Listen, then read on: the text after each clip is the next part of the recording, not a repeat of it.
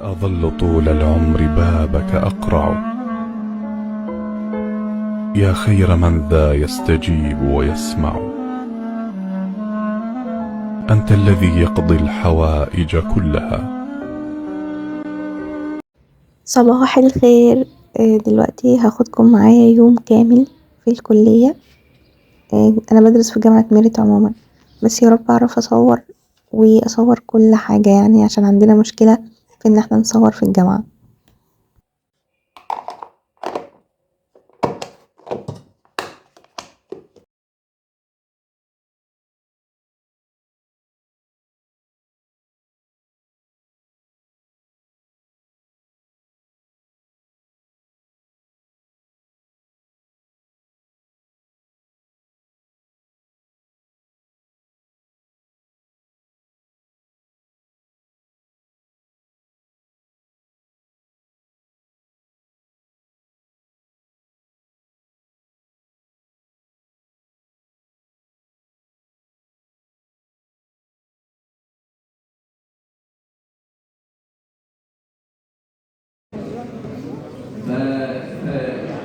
انا عاوز تبصوا بقى يا شباب.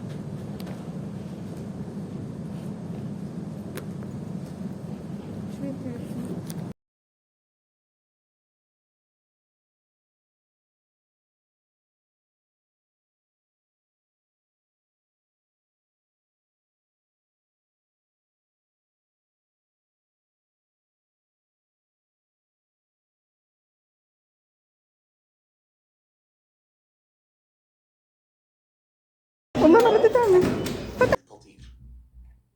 العمر أنفاس.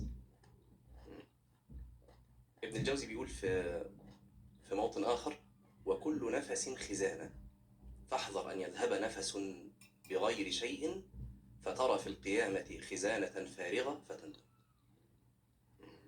كل نفس خزانة، فبرضه فكرة النفس موجودة يعني إيه في كلام السلف. بالمنظور ده بقى، منظور ان وحدة قياسنا للوقت النفس، هنبتدي نستوعب الحلقة بتاعت النهارده، حلقة الغفلة. الملاحظة هنا عندي ان كل ما بتضيق الوحدة كل ما الواحد بيركز.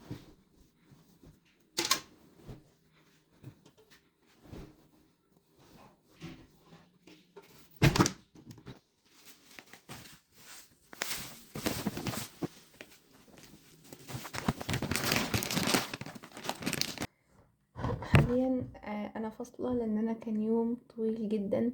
كان عندي محاضرات من الساعة 9 لحد الساعة تقريبا 4:30، وبعدين عملت اكل ونزلت اتمشيت، ولسه ما بدأتش مذاكرة دلوقتي، وبعدين فصلت. بس انا مش هنام غير لما اقرأ حتى ولو شيت واحد بس. وكده كده انا عندي اجازة يوم الاربعاء والخميس. النهاردة الاربعاء اصلا عندي الخميس والجمعة اجازة يعني. فان شاء الله هلم اللي انا اخدتهم المحاضرات بتوع النهاردة، ان شاء الله هلمهم بكرة. فتعالوا بقى نقرأ مع بعض المحاضرة دي. بس هقرأها بس، حتى مش هعمل حاجة غير ان انا اقرأها بس. واحاول اشوف المحتوى هو بيعمل يعني هو فيه ايه بالظبط، وبعدين اعمل اشوف الفيديو ده اعمله مونتاج، وكمان كده يبقى اليوم بتاعي خلاص.